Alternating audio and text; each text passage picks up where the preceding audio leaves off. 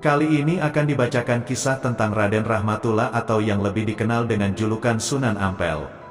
Kisah ini dikutip dari situs sufis.com, yang mana disarikan dari buku Kisah Wali Songo, penyebar agama Islam di Tanah Jawa, karya Baidowi Syamsuri, 1995. Di akhir kisah nanti, juga akan diuraikan dua karomah luar biasa murid Sunan Ampel yang dikutip dari situs lainnya. Tapi sebelum ke uraian kisahnya, ada baiknya jika berkenan, silahkan subscribe channel Rio Fulana, like, komen, dan share. Berikut kisahnya. Raden Rahmatullah, Sunan Ampel, lahir di negeri Cempa pada tahun 1401 Masehi. Putra dari seorang ibu yang bernama Dewi Candrawulan putri dari Raja Cempa. Adapun ayahnya bernama Ibrahim Al-Ghazi, seorang ulama besar dari Samarkandi dekat Bukhara, sebuah daerah yang terletak di wilayah Rusia Selatan. Sebagaimana kita ketahui, bahwa daerah tersebut terkenal sebagai tempat kelahiran ulama besar, ulama termasyhur sebagai perawi hadis sahih, yaitu Imam Bukhari. Menurut riwayat, bahwa Ibrahim Al-Ghazi atau sering disebut sebagai Ibrahim Asmarakandi, datang ke negeri Cempa untuk menyebarkan agama Islam ke negara-negara Asia atas perintah ayahnya yang bernama Syekh Jamaluddin Jumadil Kubra. Di negeri Cempa, beliau berhasil mengajak Raja Cempa masuk Islam, dan akhirnya beliau dikawinkan dengan putri Raja Cempa yang bernama Dewi Candarawulan. Cempa adalah suatu negeri kecil yang terletak di Kamboja, Indochina, tetapi ada yang mengatakan bahwa negeri itu terletak di daerah Aceh yang sekarang dinamakan Jempa. Perkawinannya dengan Dewi Candrawulan itu, Ibrahim Asmarakandi mempunyai dua orang anak yaitu, Ali Murtala dan Ali Rahmatullah, Raden Rahmat. Adapun putri Raja Cempa yang bernama Dewi Anarawati atau sering disebut Dwarawati adiknya Dewi Candrawulan, menjadi istri Raja Majapahit yaitu Prabu Kertabumi atau dikenal dengan sebutan Prabu Brawijaya. Pada saat itu kerajaan Majapahit merupakan kerajaan terbesar di Jawa, namun kondisi kerajaan dalam keadaan yang semrawut baik di dalam maupun di luar. Lebih-lebih sepeninggal Mahapati Gajah Mada dan Prabu Hayam Wuruk, kerajaan menjadi pecah belah. Perang saudara tiada henti-hentinya dan rakyat kecil banyak yang menjadi korban akibat perang tersebut. Sementara kerajaan-kerajaan lain yang sudah ditaklukkan Mahapati Gajah Mada, sudah banyak yang memisahkan diri baik secara terang-terangan maupun secara diam-diam. Kesetiaan para pembesar kerajaan dan para adipati sudah mulai luntur, sehingga pajak dan upeti kerajaan banyak yang tidak sampai ke tangan kerajaan, melainkan tertahan dan bertumpuk di kediaman para pembesar dan para adipati. Dengan demikian, tumbuhlah dengan subur kejahatan yang merajalela di mana-mana. Banyak terjadi pencurian dan perampokan. Bahkan banyak terjadi kesatuan-kesatuan prajurit yang melepaskan diri dan beralih menjadi perampok, merampas harta penduduk dan memperkosa para wanita. Sedangkan di kalangan kaum bangsawan dan para pangeran juga terjangkit penyakit moral. Mereka hanyut dalam perjudian dan bermabuk-mabukan. Prabu Brawijaya sangat prihatin melihat keadaan ini, karena ia menyadari jika keadaan ini tidak bisa diatasi akan mengakibatkan hancurnya kerajaan. Ratu Anarawati juga ikut prihatin melihat keadaan tersebut. Ia ikut merasakan kesedihan hati sang suami yang setiap hari selalu termenung memikirkan bagaimana cara mencari jalan keluar untuk mengatasi masalah tersebut. Untuk itulah ia mencoba mengajukan saran kepada suaminya, Prabu Brawijaya, yaitu dengan mendatangkan dan menerima Ali Rahmatullah, salah seorang kemenakannya yang saat itu tinggal di negeri Cempa. Setelah mengaturkan sembah dan mengajukan saran, ternyata Prabu Kertabumi sangat setuju dengan saran yang diajukan istri tercintanya itu. Semua tutur kata dan saran Dewi Anarawati diperhatikan dengan seksama. Dalam pikiran sang Prabu Kertabumi membenarkan apa yang dikatakan oleh istrinya bahwa kalau manusia sudah bermental judi, maka kejahatan seperti perampokan, pencurian dan korupsi akan merajalela, dan bermabuk-mabukan dapat menjadikan manusia lupa diri, bahkan lupa segala-galanya, sehingga akan dengan mudah membongkar yang sifatnya rahasia, mulai yang sifatnya pribadi sampai kepada rahasia negara. Kemudian Prabu Kertabumi meminta pendapat kepada istrinya, bagaimana jalan keluarnya untuk memberantas semua itu. Maka Dewi Anarawati menghaturkan sembah. Ampunkan hamba Prabu, barangkali Tuan berkenan, hamba mempunyai seorang kemenakan yaitu putra dari kakak hamba Dewi Candrawulan yang bernama Ali Rahmatullah, dia ahli dalam memperbaiki moral yang rusak seperti itu. Setelah ada kesepakatan, maka dikirimlah utusan ke negeri Cempa untuk menemui dan meminta Raja Cempa agar berkenan mengirimkan cucunya ke Majapahit. Kedatangan utusan dari Majapahit itu mendapat sambutan yang baik dan Raja Cempa pun tidak keberatan meluluskan permintaan mereka itu. Said Ali Rahmatullah berangkat ke Tanah Jawa ditemani oleh ayah dan kakaknya. Mereka bertiga terlebih dahulu mendarat di daerah Tuban. Tetapi sayang sekali sesampainya di Tuban ayahnya, yaitu Said Ibrahim Asmarakandi, jatuh sakit sampai wafat dan dimakamkan di desa Gesik Harja, Kecamatan Palang, Kabupaten Tuban, Jawa Timur. Sedangkan kakak Said Ali Rahmatullah, yaitu Said Ali Murtala, meneruskan perjalanannya berdakwah keliling daerah Nusantara, mulai Madura sampai Bima. Di Bima beliau mendapat sebutan Raja Pandeta Bima. Akhirnya beliau berdakwah di Gresik dan mendapat julukan Raden Santri. Beliau wafat dan dimakamkan di Gresik. Adapun Said Ali Rahmatullah juga meneruskan perjalanannya sesuai tujuan semula, yaitu Kerajaan Majapahit dan menghadap Prabu Kertabumi, sesuai dengan permintaan Ratu Dewi Anarawati. Dalam suatu riwayat disebutkan bahwa Said Ali Rahmatullah yang tinggal beberapa waktu di Kerajaan Majapahit, kemudian dikawinkan dengan Dewi Chandrawati putri Raja Majapahit. Oleh karena itulah beliau sering dipanggil Raden Rahmat, karena beliau sebagai menantu Raja Majapahit. Prabu Kertabumi senang dan suka sekali mempunyai menantu Raden Rahmat karena tutur kata dan sifatnya yang lemah lembut. Maka sang Prabu Kertabumi memberikan hadiah sebidang tanah di Ampel Denta, Surabaya. Setelah bertempat tinggal di Ampel Denta, langkah pertama yang dilakukan adalah membangun masjid dan selanjutnya membangun pesantren. Hal itu dilakukan oleh beliau terkait dengan tugasnya sebagai seorang guru yang mengajarkan budi pekerti kepada para pembesar kerajaan dan para adipati. Sedangkan para anak-anak pejabat dan bangsawan diperintahkan tinggal di pesantren Ampel Denta untuk menekuni belajar budi pekerti kepada Raden Rahmat. Selain itu juga diperkenankan bagi masyarakat awam siapa saja yang ingin belajar.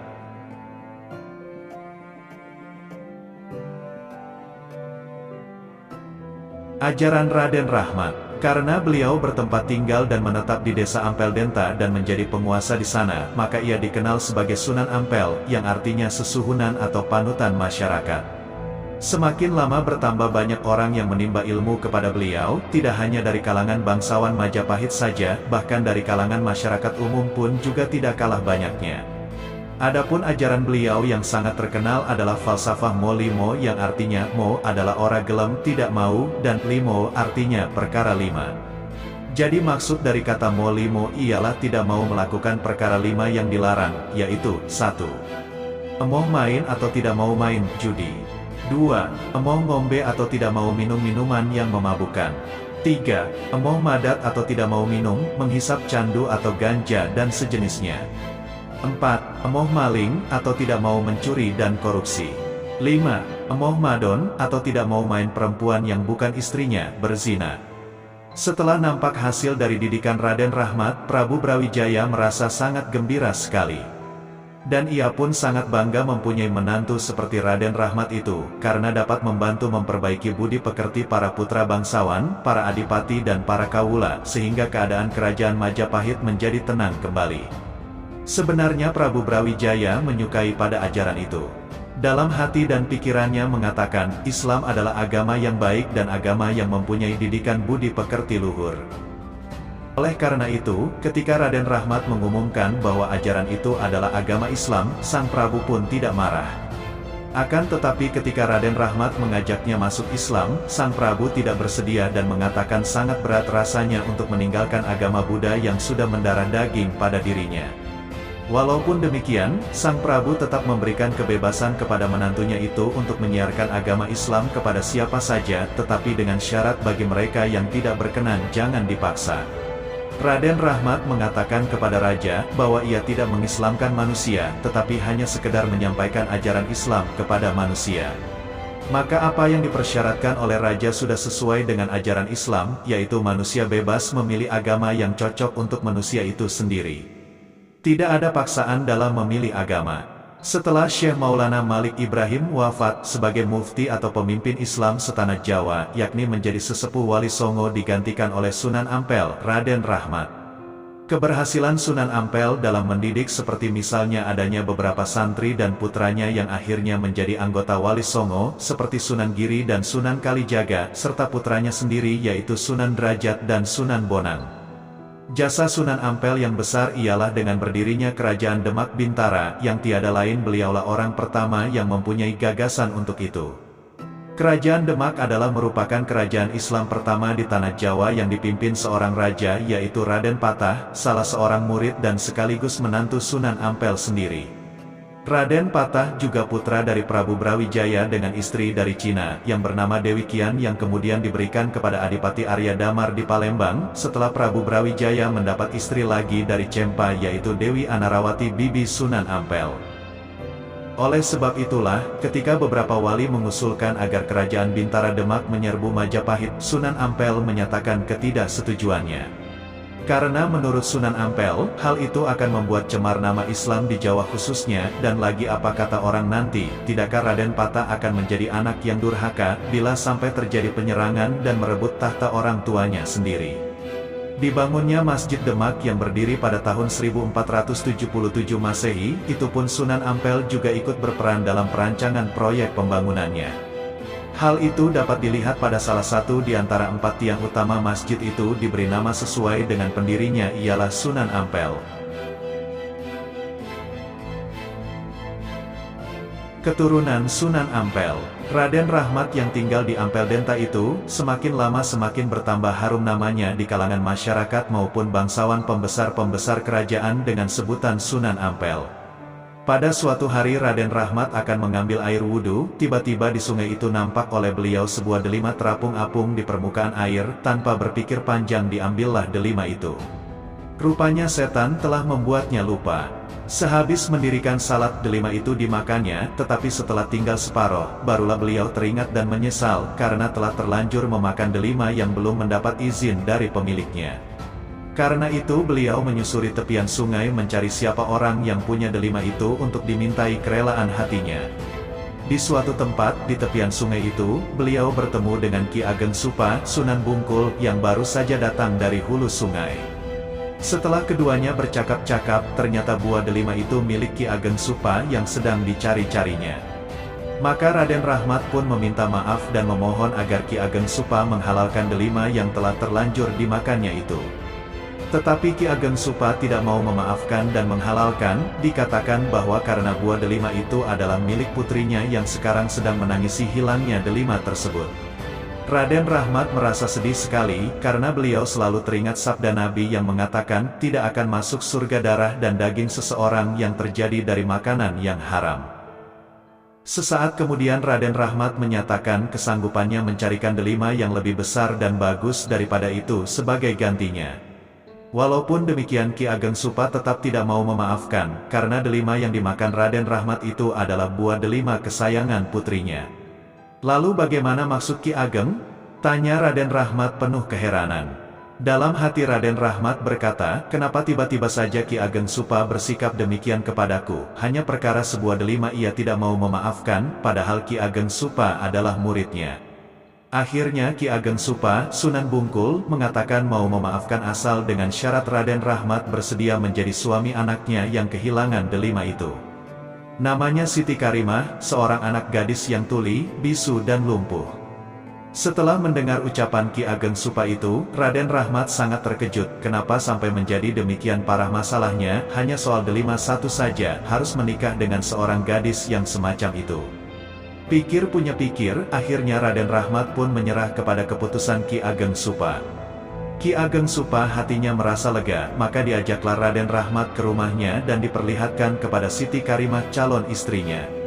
Mula-mula Raden Rahmat mengira bahwa Ki Ageng Supa main-main, karena anak gadis yang diperlihatkan kepada beliau ternyata tidak seperti yang diceritakan tadi. Lalu Raden Rahmat menanyakan maksud Ki Ageng Supa yang sebenarnya. Ki Ageng Supa tersenyum dan menjelaskan yang dimaksud bahwa anaknya tuli, bisu dan lumpuh adalah anaknya tidak pernah mendengar dan melihat serta tidak pula melangkahkan kakinya kepada kemaksiatan. Mendengar keterangan Ki Ageng Supa itu, Raden Rahmat tersenyum, dan setelah beberapa hari kemudian, dilangsungkanlah perkawinan antara Raden Rahmat dengan Siti Karimah putri Sunan Bungkul. Kini Sunan Ampel mempunyai 2 orang istri. Dengan istri pertama yaitu Dewi Chandrawati putri Raja Majapahit, beliau mempunyai beberapa putra dan putri yaitu 1. Raden Magdum Ibrahim menjadi Sunan Bonang. 2. Raden Kasim menjadi Sunan Derajat Sedayu. 3. Raden Ahmad menjadi Sunan Lamongan. 4. Siti Mutmainah menjadi istri Sunan Gunung Jati. 5. Siti Syariah menjadi istri Sunan Kudus. 6. Siti Hafsah menjadi istri Sunan Kalijaga. Adapun dengan istri kedua yaitu Siti Karimah mendapat 2 orang keturunan yaitu 1. Dewi Murtasiah menjadi istri Sunan Giri. 2. Dewi Murtasimah menjadi istri Raden Patah Raja Demak. Demikianlah kisah perjuangan Sunan Ampel dan keturunannya. Akhirnya beliau wafat pada tahun 1478 Masehi dan dimakamkan di sebelah barat Masjid Agung Sunan Ampel Surabaya, Jawa Timur. Legenda unik sebuah masjid. Membicarakan Masjid Ampel, kita akan membicarakan banyak keunikan, antara lain bangunannya. Masjid ini dibangun oleh Sunan Ampel pada tahun 1421 Masehi. Luas bangunan mulanya berukuran 46,80 meter kali 44,20 meter atau 2068,56 meter persegi. Pada awalnya tanahnya sangat luas. Tanah ini merupakan hadiah dari Kerajaan Majapahit. Luasnya antara Sungai Kalimas dengan anak sungainya, ungkap Ustadz Zulhilmi, Imam Masjid Sunan Ampel. Waktu pembangunan konon sangat cepat. Masjid Ampel mempunyai bentuk yang khas bangunan Jawa. Akibatnya berbentuk kerucut, sedang di sebelahnya berdiri menara yang megah. Menara ini sangat antik, mengingat gaya dan modelnya khas. Memasuki jauh ke dalam masjid, kita akan melihat arsitektur dari teknis bangunan yang luar biasa. Tiangnya berjumlah 16, masing-masing mempunyai panjang 17 meter dan berdiameter 0,4 meter. Yang membuat kita takjub adalah tiang-tiang tersebut tanpa sambungan. Perluasannya pun pernah dilakukan. Pada 1926 di bawah Adipati R. Aryoniti Adiningrat, diperluas menjadi 466,48 meter persegi. Sedangkan pada 1954 diperluas lagi menjadi 1,885 meter persegi. Perluasan ini dipimpin Kiai Haji Manap Murtado. Pada 1972 Ketua DPR MPR waktu itu, Kiai Haji Idam Khalid meletakkan batu pertama perluasan Masjid Ampel. Lalu di bawah pimpinan Kiai Haji Nawawi Muhammad, Hafiz Majid dan Haji Abdul Karim mulailah pembangunan masjid secara menyeluruh. Kisah-kisah unik, di samping arsitekturnya juga banyak cerita-cerita mistis di balik pendirian bangunan suci ini. Salah satunya adalah penetapan arah kiblat. Peristiwa itu berkaitan nama murid kesayangan Sunan Ampel yang bernama Sonaji. Murid ini kemudian terkenal dengan panggilan Mbah Bolong. Sewaktu membangun masjid, Sonaji ini pernah ditanya, "Loko kiblatnya menghadap ke sini." Dengan mengusap-usap tembok, muncul lubang yang menganga, di situ terlihat Ka'bah dengan jelas, ungkap Ustadz Zulhilmi. Lain lagi dengan cerita Mbah Soleh. Murid Sunan Ampel yang satu ini membersihkan masjid. Ia diyakini pernah mati dan hidup lagi. Tidak main-main, proses itu berlangsung hingga 9 kali. Tak heran kalau makamnya juga berjumlah 9. Letaknya di utara serambi masjid. Kalau kita bercerita tentang Mbah Soleh, ada 2 versi. Versi yang pertama, menceritakan sewaktu meninggal Mbah Soleh melihat masjid kotor, dia kemudian hidup lagi. Sedangkan versi lain, Mbah Soleh hidup lagi kalau ada persoalan yang menimpa masyarakat Islam waktu itu. Kejadian itu berlangsung sampai 9 kali, cerita salah seorang pengunjung. Kedua orang ini adalah murid setia Sunan Ampel. Bahkan ada yang mensyaratkan jika berziarah ke Sunan Ampel, lebih afdol kalau menziarahi makam keduanya sekaligus. Pengunjung akan banyak ketika malam Jumat Legi tiba, dan pada 27 Ramadan. Hal itu akan semakin membeludak ketika haul Sunan Ampel pada Jumadil Akhir. Di dalamnya biasanya ada semacam ritual khusus. Para kiai dan habaib berjalan melakukan napak tilas Sunan Ampel. Mereka berjalan kaki sambil diiringi rebana. Ayat-ayat Al-Quran terdengar menambah hikmat suasana. Tampak para anak-anak, orang muda, kaum tua yang saling melafazkan kalimat Allah dengan penuh semangat. Di sisi lain, bagaikan sebuah koor puluhan melantunkan tahlil di depan makam Sunan Ampel. Waktu kian bergulir. Senandung Al-Quran tak henti-hentinya menyirami tempat suci kekasih Allah ini. Berikut akan dikisahkan kisah dua orang murid Sunan Ampel yang makamnya tak jauh dari lokasi Sunan Ampel dimakamkan. Pertama, kisah Mbah Soleh. Mbah Soleh adalah salah satu dari sekian banyak murid Sunan Ampel yang mempunyai karomah atau keistimewaan luar biasa. Adalah sebuah keajaiban yang tak ada duanya, ada seorang manusia dikubur hingga 9 kali. Ini bukan cerita buatan melainkan ada buktinya. Di sebelah timur Masjid Agung Sunan Ampel ada 9 kuburan. Itu bukan kuburan 9 orang tapi hanya kuburan satu orang, yaitu murid Sunan Ampel yang bernama Mbah Soleh. Kisahnya demikian, Mbah Soleh adalah seorang tukang sapu Masjid Ampel di masa hidupnya Sunan Ampel. Apabila menyapu lantai sangatlah bersih sekali sehingga orang yang sujud di masjid tanpa sajadah tidak merasa ada debunya. Ketika Mbah Soleh wafat, beliau dikubur di depan masjid. Ternyata tidak ada santri yang sanggup mengerjakan pekerjaan Mbah Soleh, yaitu menyapu lantai masjid dengan bersih sekali. Maka sejak ditinggal Mbah Soleh, masjid itu lantainya menjadi kotor. Kemudian terucaplah kata-kata Sunan Ampel, bila Mbah Soleh masih hidup tentulah masjid ini menjadi bersih. Mendadak Mbah Soleh ada di pengimaman masjid sedang menyapu lantai. Seluruh lantai pun sekarang menjadi bersih lagi. Orang-orang pada terheran melihat Mbah Soleh hidup lagi. Beberapa bulan kemudian Mbah Soleh wafat lagi dan dikubur di samping kuburannya yang dulu. Masjid menjadi kotor lagi, lalu terucaplah kata-kata Sunan Ampel seperti dulu. Mbah Soleh pun hidup lagi. Hal ini berlangsung beberapa kali sehingga kuburannya ada 8. Pada saat kuburan Mbah Soleh ada 8, Sunan Ampel wafat.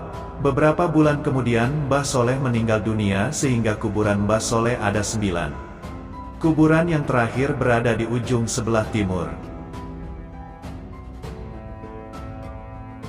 Kedua, kisah Mbah Sonaji.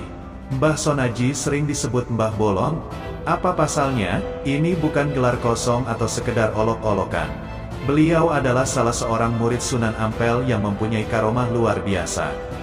Kisahnya demikian, pada waktu pembangunan Masjid Agung Ampel, Mbah Sonaji lah yang ditugasi mengatur tata letak pengimamannya. Mbah Sonaji bekerja dengan tekun dan penuh perhitungan, jangan sampai letak pengimaman masjid tidak menghadap arah kiblat. Tapi setelah pembangunan pengimaman itu jadi, banyak orang yang meragukan keakuratannya. Apa betul letak pengimaman masjid ini sudah menghadap ke kiblat? Demikian tanya orang meragukan pekerjaan Mbah Sonaji. Mbah Sonaji tidak menjawab, melainkan melubangi dinding pengimaman sebelah barat lalu berkata, lihatlah ke dalam lubang ini, kalian akan tahu apakah pengimaman ini sudah menghadap kiblat atau belum. Orang-orang itu segera melihat ke dalam lubang yang dibuat oleh Mbah Sonaji. Ternyata di dalam lubang itu mereka dapat melihat Ka'bah yang berada di Mekah. Orang-orang pada melongo, terkejut, kagum dan akhirnya tak berani meremehkan Mbah Sonaji lagi. Dan sejak itu mereka bersikap hormat kepada Mbah Sonaji dan mereka memberinya julukan Mbah Bolong.